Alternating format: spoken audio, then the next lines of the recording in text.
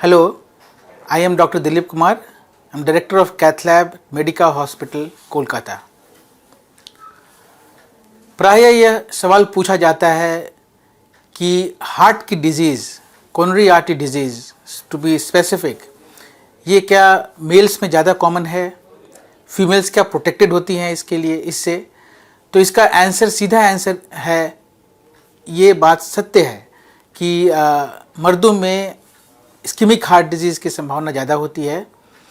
It's all because of the hormonal factors. जो ladies होती हैं, जो फीमेल्स होती हैं, because of their hormones they are protected. किंतु आफ्टर अ सर्टन एज से मे बी 50-55 ईयर्स आप देखेंगे ज़्यादातर मेल्स में हार्ट अटैक होता है, फीमेल्स में कम होता है। इट इज़ रीजंस मैंने बताया आपको। But after 50-55 years females also catch up, उनको भी फिर हार्ट की बीमारी होने लगती है, इस्केमिक हार्ट डिजीज होने लगती है, और इसका जो ट्रांजिशन होता है वो मेनोपॉज से होता है। So ladies after menopause they are similar way affected with ischemic heart disease as how a male is affected. So ये जो बेनिफिट रहता है उनका, ये टिल मेनोपॉज तक का रहता है। इसलिए एवरी मेल, एवरी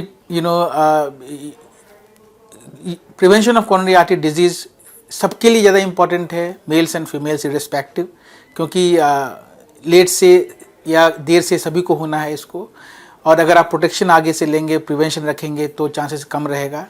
और till 55 years of age males should be even more cautious, और ज़्यादा कर उनको प्रिकॉशन लेके रखना है, प्रिवेंशन के लिए काम करना होगा। जैसे खाना कम करना है, ज़्यादा करके काम करना है।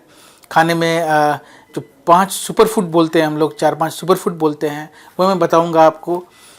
कुछ ऐसे फूड्स, मील्स जो आपको कार्डियो प्रोटेक्टिव होते हैं। उसमें सबसे पहला नाम आता है फ़िश का। अगर आप वो फ़िश जो जिसमें ज़्यादा ओमेगा 3 फैटी एसिड होता है, अगर वो लें, जैसे साल्मन, टूना, और इधर इवन जनरल फ़िश जो आप खाते हैं जो कि राहू मछली होती है और कातला होता है, जिस तरह की आप मछली खाते हैं, all this fish are cardio protective. उसमें फ़िश ऑयल जो होते हैं वो हार्ट के लिए अच्छा होता है। तो इसके बाद जो आपको फ्रूट्स एंड वेजिटेबल्स पे हम लोग ध्यान ज़्यादा देते हैं, जो कार्डियो प्रोटेक्टिव होते हैं, स्पिनच, कैबेज, लेडी फिंगर, जितने भी ग्रीन वेजिटेबल्स हैं वो हार्ट प्रोटेक्टिव होते हैं। साथ में fruits, Apple, orange, citrus juice, citrus fruits, ये भी बहुत ज़्यादा लाभकारी है। और उसके बाद पीज़ एंड देन नट्स, कुछ नट्स भी आप ले सकते हैं। सो ये जो फूड बोलते हैं हम लोग, they are super foods, they are always beneficial for your heart. ज़्यादातर लोग ये बोलते हैं कि ट्रेडमिल करने का फ़ायदा क्या है, ट्रेडमिल से क्या हार्ट की बीमारी पकड़ी जाती है।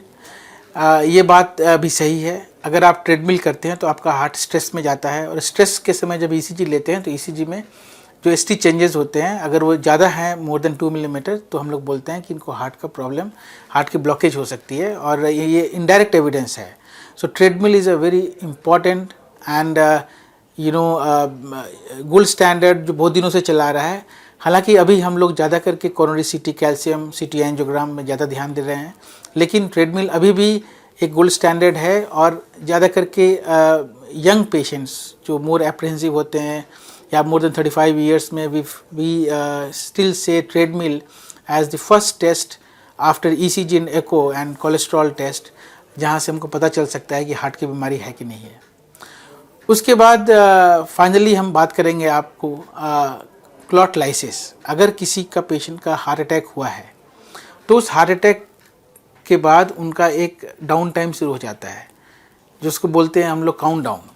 काउंट डाउन का मतलब है अगर 12 घंटा बीत जाए, अगर बिना किसी रक्त नली, जो खून की नली जो ब्लॉकेज है उसको खोले हुए, तो वो हार्ट काफ़ी डैमेज हो जाता है, सब्सटेंशियल डैमेज हो जाता है, और मोर देन 24 आवर्स में ऑलमोस्ट 95-99% डैमेज हो जाता है। तो ये जो 12 घंटा हमारे पास समय है, उसको यूटिलाइज़ करना है जितनी जल्दी से जल्दी हो। और हार्ट अटैक के समय अगर ये क्लॉट जो बना है, उसको आप दवा के माध्यम से भी लाइसिस कर सकते हैं, अथवा जो एंजियोप्लास्टी बोलते हैं हम लोग, प्राइमरी एंजियोप्लास्टी भी कर सकते हैं। प्राइमरी एंजियोप्लास्टी में हम लोग कोरोनरी आर्टरी का कैथले में ले जाके, जहाँ एंजियोग्राफी करके जहाँ ब्लॉकेज है, वहाँ एक खून तार देते हैं, वहाँ पे तार के ऊपर बैलून जाके उसको जगह बना के वहाँ थ्रोम्बस सक्शन करके एक स्टेंट लगा के आते हैं, ताकि वो ड्रेन जैसा काम जैसे क्लियर होता है उसी तरीके से खून की नली को हम लोग क्लियर करके आते हैं।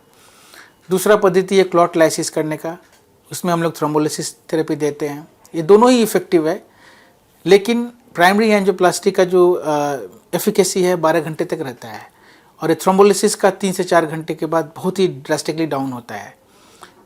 इसीलिए everyone should be first eyeing for a primary angioplasty and if they are reaching hospital within 3 hours, thrombolysis also very good option. तो उसमें थ्रोम्बोलिसिस करने के बाद ही फिर सोचना है क्या करना है। तो ये सारी टिप्स मैंने बताया, heart disease, super foods, male female में हार्ट का प्रॉब्लम होने का डिफरेंस, और कैसे हार्ट अटैक हो तो कैसे आप कितनी जल्दी आपको हॉस्पिटल पहुंचना है, क्योंकि क्लॉट लाइसिस या थ्रोम्बोसेक्शन के बाद एंजियोप्लास्टी किया जा सके। धन्यवाद। আরো খবরের আপডেট পেতে সাবস্ক্রাইব করুন আমাদের ইউটিউব চ্যানেলটি আর বেল আইকনে ক্লিক করুন নোটিফিকেশনস পেতে।